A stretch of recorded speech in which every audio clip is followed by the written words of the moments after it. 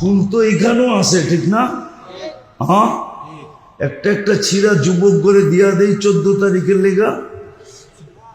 নিবে? হ্যাঁ, নিব নাকি? কেন?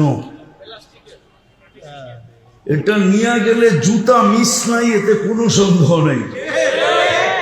এটা নিয়ে গেলেই জুতা, ঠিক না? কি নিয়ে গেলেই কি কি জুতা নিয়ে গেলেই কি ওয়াজ শোনার লেগে হুজুর আওয়াজ লাগে না, মনোযোগ লাগে। আল্লাহ মনোযোগের কথা বলছে। আল্লাহর কাছে কি আওয়াজের শব্দ নাই? গানের লেগে আওয়াজ লাগে। কি লাগে? এটা কি? তো সরায় না, গানের জন্য আওয়াজ লাগে, ওয়াজের জন্য মনোযোগ লাগে। এই জন্য আল্লাহ মনোযোগের শব্দ বলছে। ভালো মতো বোঝেন। আমি আস্তে আস্তে জায়গা মতো চলে যেতেছি, লম্বা করার সুযোগও নাই। এই জন্য অল্প সময় ভালো মতে বুঝেন। কিন্তু হুকুম যদি মানা না হয় তাইলে কিন্তু আমরা ফুটবো না।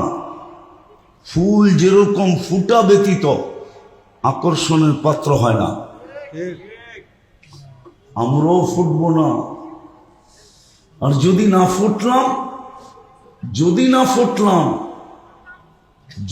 ফুটলাম সত্য এটাই, আল্লাহর দাবি পুরা হবে না।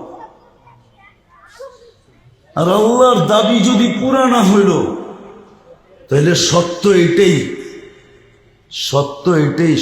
এটাই উকুদুহান নার, জাহান্নামের ইন্ধন বানাবে, এতে কোনো সন্দেহ নাই। ভাই এটা সরান।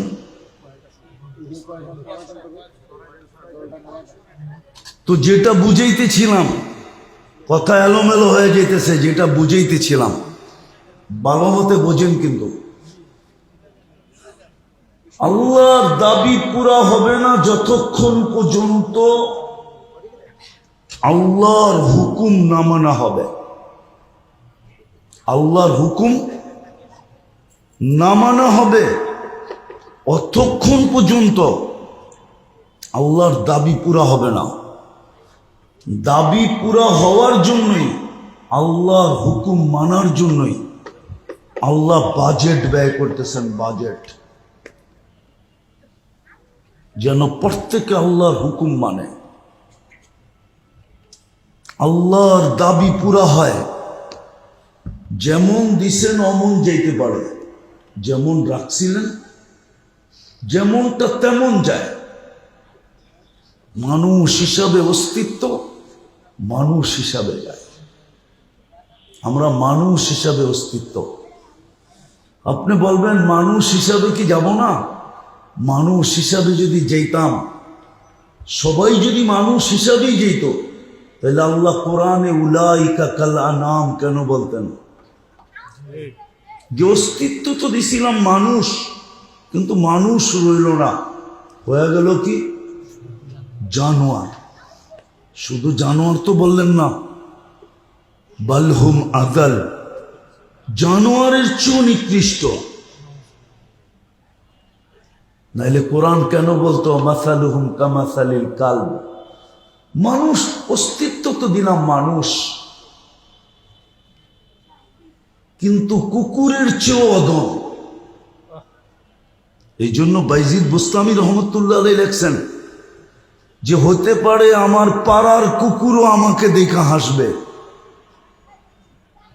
কেননা কিয়ামতের দিন কুকুর মাটি হয়ে যাবে। কি হয়ে যাবে?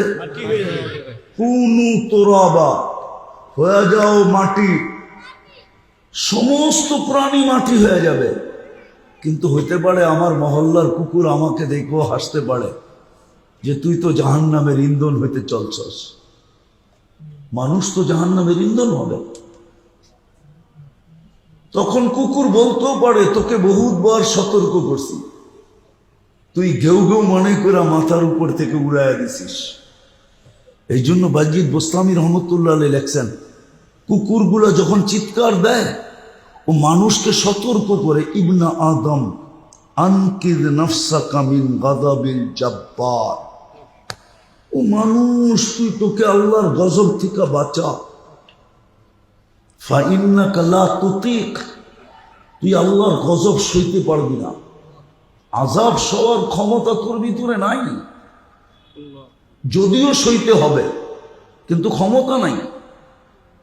বাইজিদ বোস্তামী রহমতুল্লাহ না লিখলে আমি বলতাম না যে কুকুর হতে পারে কিয়ামতের দিন আমাকে দেখে হাসি দিতে পারে যে হায় কতই তো তোকে বললাম, তুই তো আমার আওয়াজ মনে করে মাথার উপর দিয়ে উড়াইয়া দিলি, একদিনও চিন্তা করলি না কুকুরগুলা বলে তো বলে কি। এরকম শুধু কুকুর না, কিতাবে আছে, কিতাবে আছে, কিতাবে আছে কোন প্রাণী মানুষকে কি বলে। উঠান, পড়েন কিতাব, নেটে খুঁজলে পাবেন না, কিতাবে খুঁজলে পাবেন। হ্যাঁ, আমাদের মনীষীরা, আল্লাহওয়ালারা, আমাদের আসলাফরা এগুলা বাহির করে রেখে গেছে আমাদের জন্য।